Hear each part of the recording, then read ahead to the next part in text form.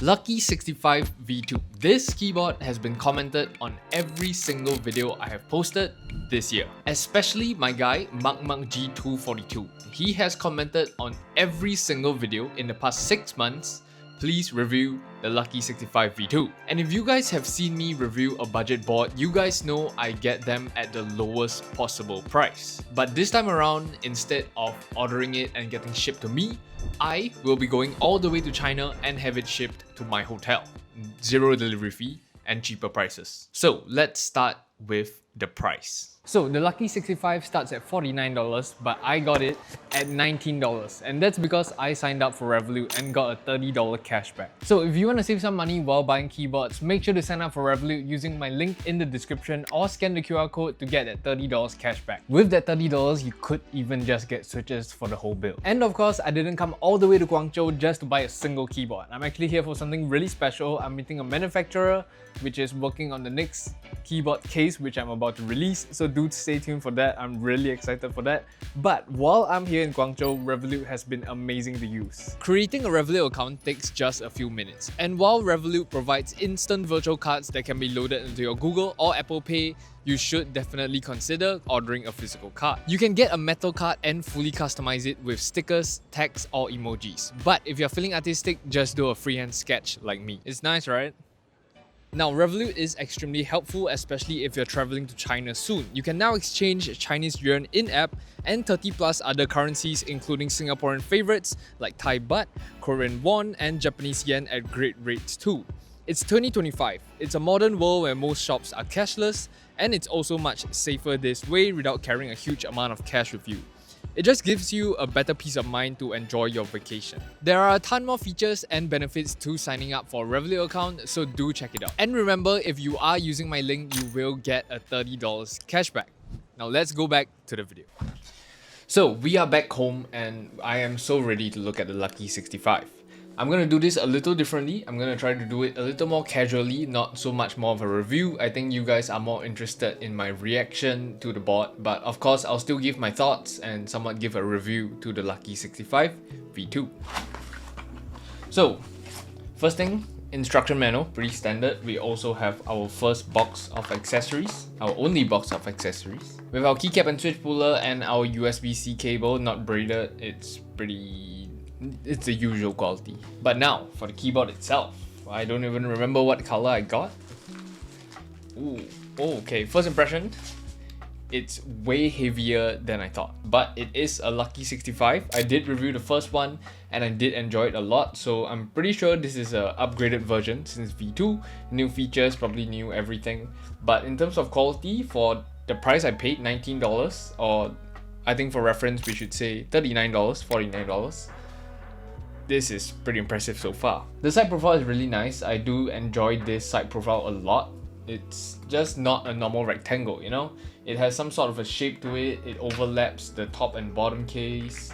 Our back design is pretty cool as well. I'm pretty sure they have a lot of different designs, but the one I have is the basic black, I guess.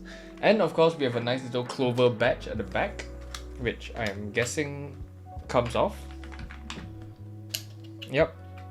Badge comes off, wireless receiver at the back. I feel like most companies are doing this wireless receiver behind the badge thing nowadays, which, to be fair, it's a very good save of space, and normally I would lose a wireless receiver if they just threw it in the accessory box.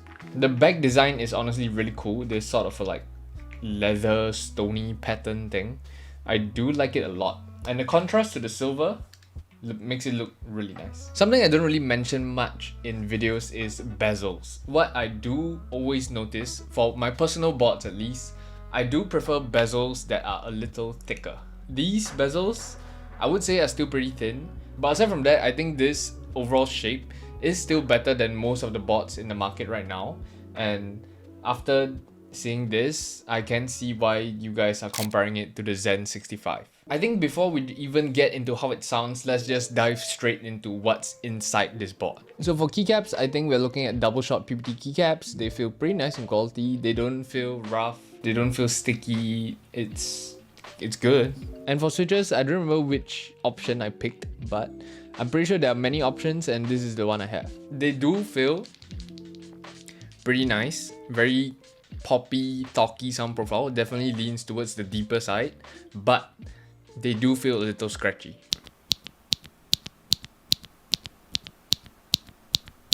Now, let's disassemble it. No screws at the back, so I'm guessing quick release. No? Oh yes. If you haven't watched a single video of mine, these are ball catch systems. So basically no screws for disassembly or assembly. All you have to do is either push or pull on this top cover and you can disassemble the whole board.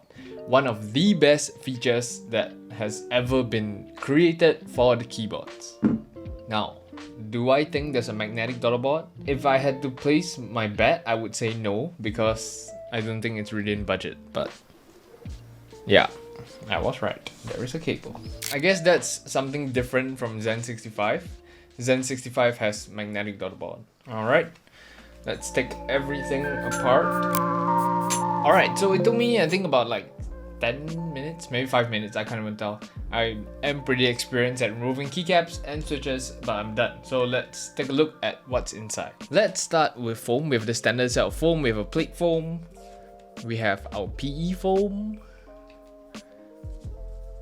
our PCB foam, and our case foam. With all the foams provided, these are basically what you would want and what you would need if you want to try out different foam configurations. Some popular recommendations, if you are not familiar with it, would be everything. That's one of the options. Just leave it as it is. The second one would be plate foam, case foam, and PCB foam. Just don't use the PE foam. The PE foam gives the board a more marbly sound, so if you're not into it, you can remove it. And if you want a lighter sound build, you can remove the PCB foam and the PE foam. Just keep the plate foam and the case foam. You should receive something more clacky, something more light.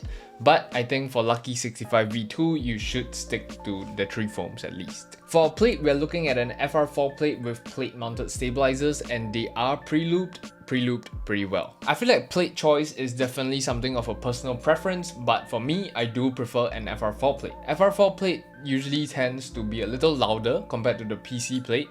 PC plate does make it a little deeper in sound, but with the FR4 plate, I feel like it's more balanced. Your choice of switches would make the board lean towards either side of the sound spectrum. If you're going for a deeper sounding board using the FR4 plate with deeper switches, you get a talkier sound profile. And if you wanted a lighter sound profile with the FR4 plate, use some lighter sounding switches, you can achieve a more clacky build. So I think this was a very good option by them using an FR4 plate and also my personal preference. Alright, so for our PCB, we're looking at the standard 5-pin south-facing hot swap sockets, nothing too crazy. Our sockets are... I have no idea what this brand is, it's not Kale. Omsen hot swap sockets. I've never heard of them, but removing and installing switches were pretty easy, so no complaints. Aside from that, I want to bring your attention to the switch. We have our wireless switch over here, which is right beside our tab key. It's very common. And of course, we have our reset switch at the bottom. Now, for mounting, we're looking at our silicone gasket mount, very popular among budget keyboards nowadays, and honestly one of the best options they could go for. I don't think anything could go wrong going for silicone gasket mount. Provides for a softer typing experience. If you remove even more foam, you'll get even more flex, because the PCB itself also has flex cuts. It's a good PCB. PCBs in this range tend to have minor problems like north-facing sockets that would cause interference, maybe tray mount, maybe no triple mode connection. So this PCB is honestly all you would need.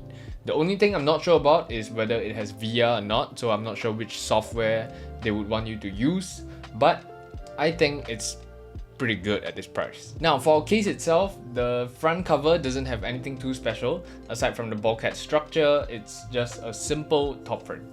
Feels pretty nice. Now, our bottom case has our daughter board. It's not magnetic, but it's just one extra step. We have the ball catch system as well. I don't think it would give any hollow sound even if you did run it completely foamless. Most of its weight comes from here, and I believe you can change out this counterweight for different materials if you want a heavier board that would produce a different sound profile. Now I'm gonna put it all back together and see how it sounds for the first time.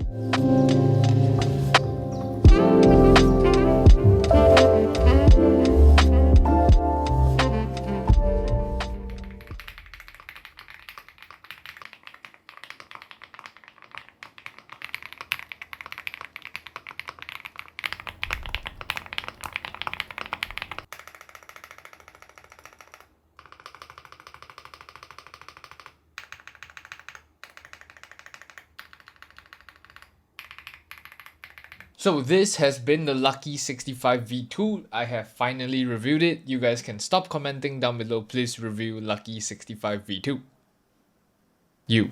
I'm talking about you. But on a serious note, I'm really thankful for those of you who did comment down below bots you want me to review, especially the Lucky65 V2. It took me a while because the schedule does slowly pile up and I don't really browse on Taobao like I used to, so I'm not really updated as to what budget bots, but seeing this bot does make me kind of revive that spark of finding really cheap budget keyboards that are really good. Overall, Lucky65 V2 is going to be a 10 out of 10 from me. I mean, at this price point, I don't think you can get any other bot that offers all the features that it has, sound this good, look this good. I'm not sure how accessible it is, but in Southeast Asia, it's hella accessible, really accessible. So if you guys are interested in a budget bot to start your custom keyboard journey, and you're okay for 65%, you should definitely consider this. As a beginner, I think there are three main things you want to look out for when you buy a custom keyboard, right?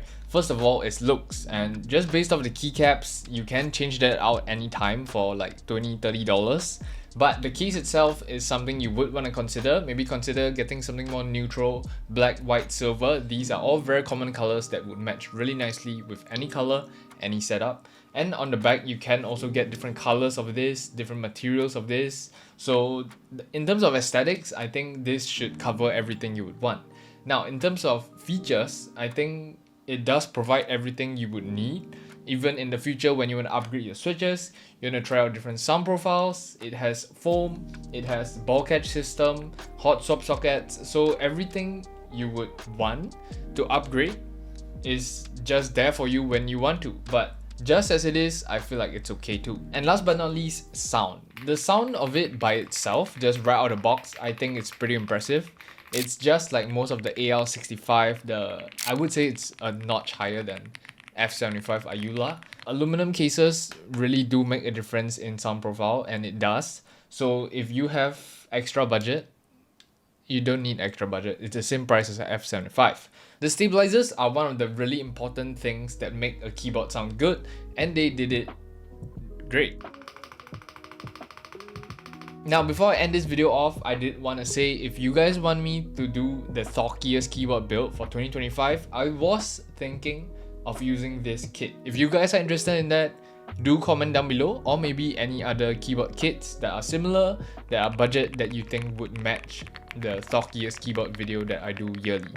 But aside from that, thank you so much to everyone who have watched this video. Like this video if you enjoyed this video, comment your thoughts on the Lucky65 V2 down below, and I'll see you guys in the next one. Peace.